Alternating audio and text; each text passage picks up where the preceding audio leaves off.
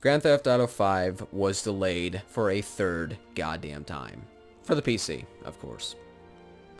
Now, this isn't going to be my, Gmod rant series or anything. This is going to entirely just be the, what you need to consider when it comes to Grand Theft Auto 5 that no one has mentioned before, and why I'm no longer even considering buying the game. I want you to send this video to journalists and people that cover gaming news or whatever, and I would like to see if they have any way of getting in contact with Rockstar, or could just get these questions out there and we can hopefully get them answered. Here are some concerns and worries that you need to absolutely consider if you're going to be buying Grand Theft Auto 5 for the PC. There's a lot of beating around the bush with the FAQ on the Steam discussions, which is now currently unpinned.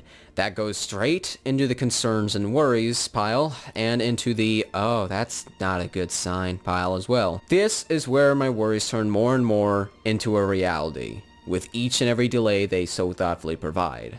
If it is a version, then why can't you disclose that info? Unless you're afraid of saying that it's going to be a port, and if it is a port, that explains a ton of things, specifically the whole make it as good as it can be statement.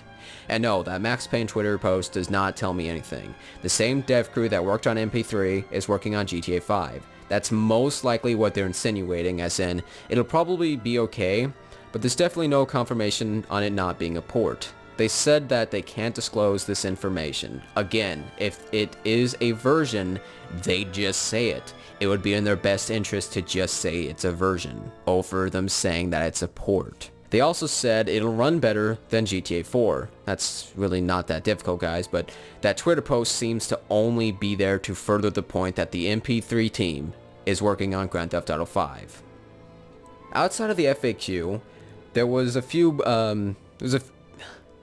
news outlets that was able to get information on this.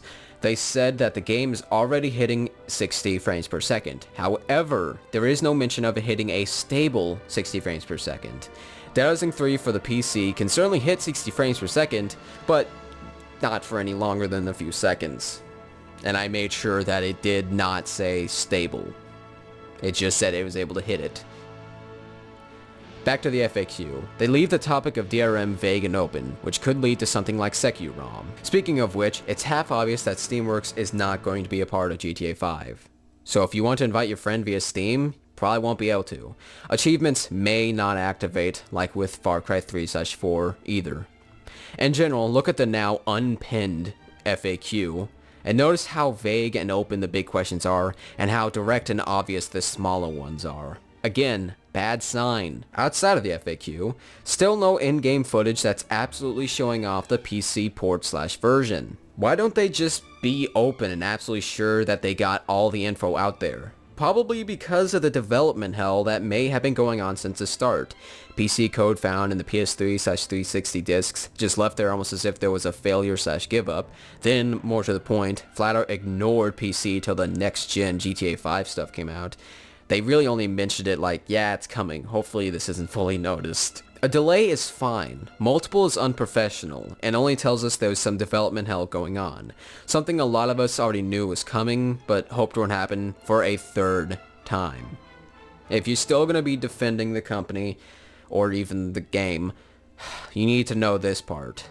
If you let a company push you around, you're telling them it's okay to release buggy ports, mediocre gameplay, and not really care too much about you and your hard-earned money.